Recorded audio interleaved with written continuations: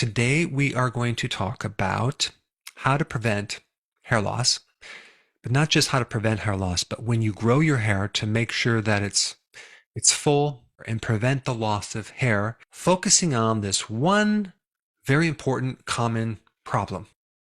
And this involves a type of testosterone, a very strong type of testosterone called DHT. Several common medications out there for hair loss. Their mechanism is to block an enzyme so you can lower the amount of DHT that interacts with your hair, because when this very powerful form of testosterone interacts with the receptor, in your scalp, your hair just does not grow that well.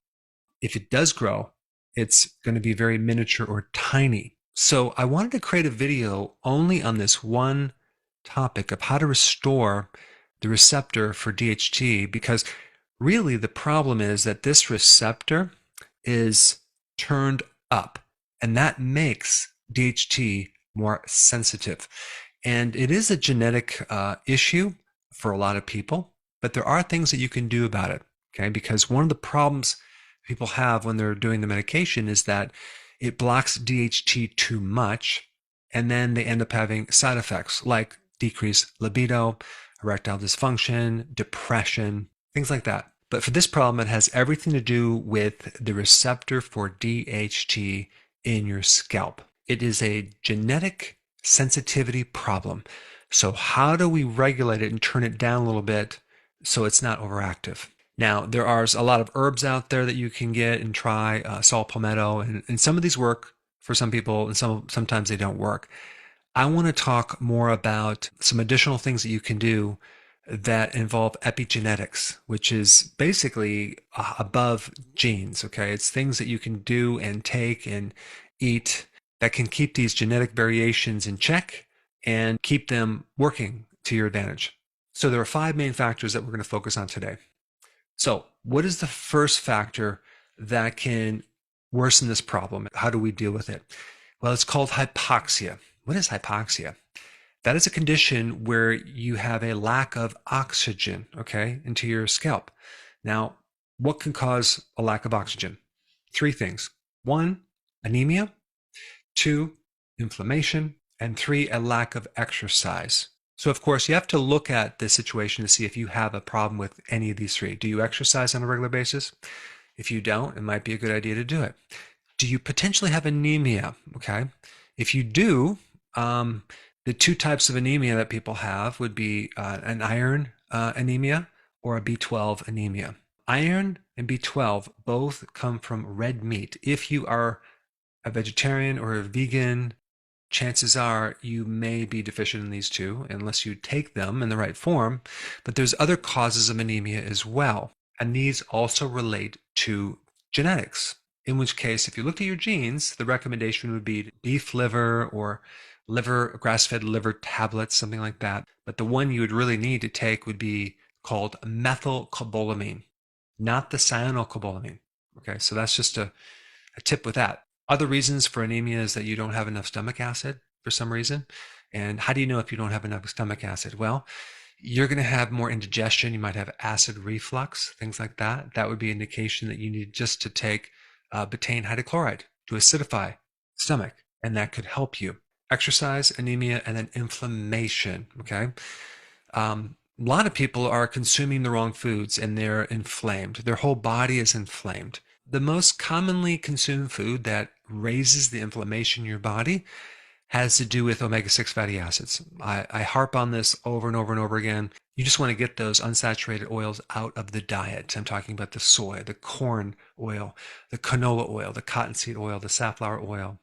Get them out of the diet because they're just no good. Instead, replace them with omega-3 fatty acids. Cod liver oil would be very beneficial. The other natural anti-inflammatory that would help you with inflammation as well as hair loss is vitamin D. If you're going to take vitamin D, don't ever take less than 10,000 IUs. There's many reasons for this, but most people are deficient and they usually have a lot of barriers to absorb vitamin D. And so taking more is one solution. Now, number 2, vitamin D. Vitamin D directly can help turn down the sensitivity of that receptor. antivitamin D deficiency could create more problems with DHT affecting your hair. So again, this is just a double reason to take vitamin D, to reduce inflammation and also just to help you directly with this receptor. I would recommend a minimum of 10,000 IUs, but you may want to take 20,000 IUs. There are people that just do this alone and all of a sudden they notice that their hair is coming back. It is virtually impossible to get your vitamin D from food, and many people just don't get it from the sun anymore, so they take it as a supplement. And the third thing is an amino acid called L-lysine, okay? L-lysine. A lot of people take L-lysine for growing their hair back, and it's a very effective remedy. Why does it work? Well, it works on that receptor, okay? It helps regulate the receptor for that GHT. So there's a couple things to do. You can take it as a supplement, or you can just eat the food that is high in L-lysine. And that would be, it's kind of a crossover to what I just said. Animal products, meats, red meat, things like that. It could be other proteins as well, like chicken, fish, seafood, eggs. But L-lysine is low in nuts, grains, beans, seeds. Okay, so if you're eating a lot of those things and not any animal products, then maybe you want to switch over, or at the very least, start taking that amino acid, L-lysine, on an empty stomach, because it competes with other amino acids. And number 4, a deficiency of insulin can worsen this problem. So we need to increase insulin to help you with this receptor problem, to help regulate the sensitivity of the receptor. Now, this may oppose all the different videos I've talked about where insulin is bad, you should lower your insulin, etc., etc. And let me just clarify, because I just put a video out on this topic that talked about the problem with insulin is not insulin. It's the insulin resistance that develops because you're raising insulin so high, the body starts to block it, and you end up with a insulin deficiency. Okay? And so when I say raise insulin, what I'm saying is to do it by fixing insulin resistance. And that way you'll get the appropriate amount of insulin into that receptor. Insulin is an anabolic hormone. It actually makes things grow. And when we're dealing with the synthesis of hair, we need more insulin to the roots of your head.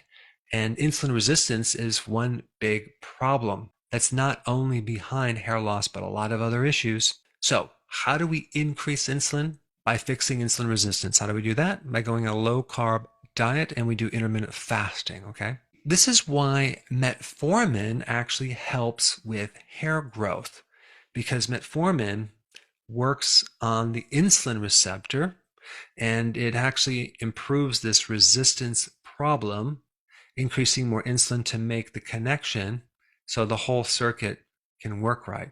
And number 5, correcting the right amount of estrogen, okay? Women who are pregnant then have their baby notice hair loss right after pregnancy, mainly because they get this severe drop in estrogen. Also, when they have their cycle, when they have their period, the hair starts falling out. That's the lowest point of the menstrual cycle, right when they have their period. And also, when women go through menopause, they have a lower amount of estrogen, right? And they get hair loss. So how do we increase estrogen? Well, it depends what's causing it, but you could start consuming phytoestrogens like flaxseed. That can help balance estrogen. Sprouted legumes could help in a certain way. If you're going through menopause and you want to increase estrogen, you want to actually support the adrenal glands, okay? They have 2 of them. And the way you do that is maybe you take an adaptogen called ashwagandha. And you also want to make sure that you have enough cholesterol in the diet, like egg yolks and butter, because that's the precursors to make all these hormones, including estrogen and other sex hormones. Anyway, I wanted to cover something very specific to hair loss, which is very common, this oversensitivity to this receptor for DHT, so you have some other things to look at to get your hair back. And there's actually a lot more to talk about regarding hair that go into other things. If you haven't seen my other video on hair loss, that is very important. I put that up right here. Check it out.